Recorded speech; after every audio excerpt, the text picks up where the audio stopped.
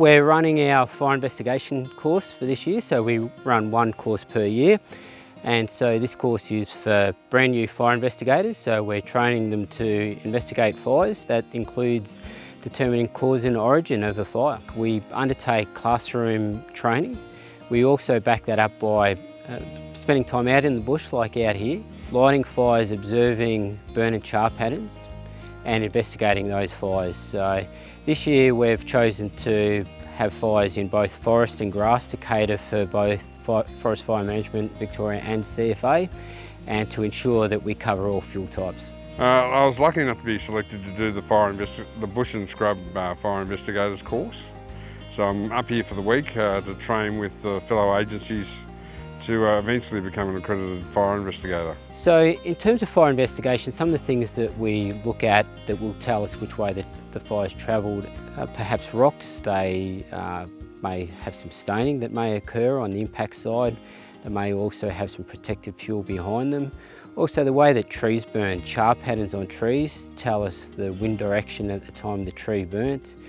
There's a whole range of different things that we look at. Might be the bark, might be the way that leaves are orientated after fire, scorch and burn patterns.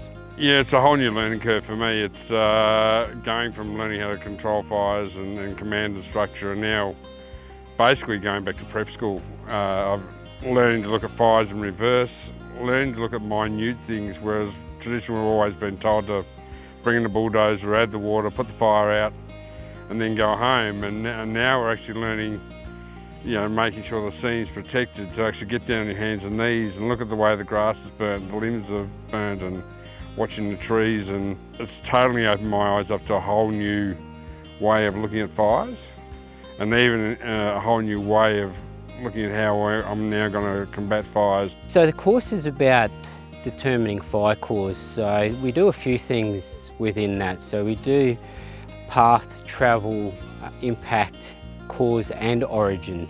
So most of the time people see us as fire investigators turning up to the area of origin, but there's other areas of that fire that may be important to us that we need to look at as well.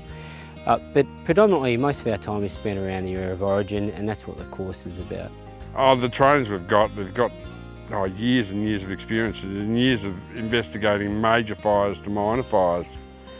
That knowledge you just can't buy.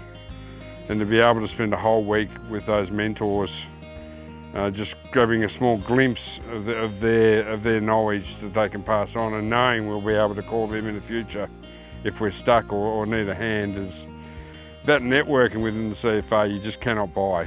I'd say definitely apply for the course, but also understand when you're applying for it, it's actually very serious. It's not a tick and flick course. You have to do a lot of training. We've got to do a lot of training and mentoring after this course as well to then become accredited. So if you're just joining this course just to get a tick on a piece of paper, well, I'd suggest not doing it. But if you're into fine detail, wanting to help the community, I'd say go for it every day, and taking on another learning challenge.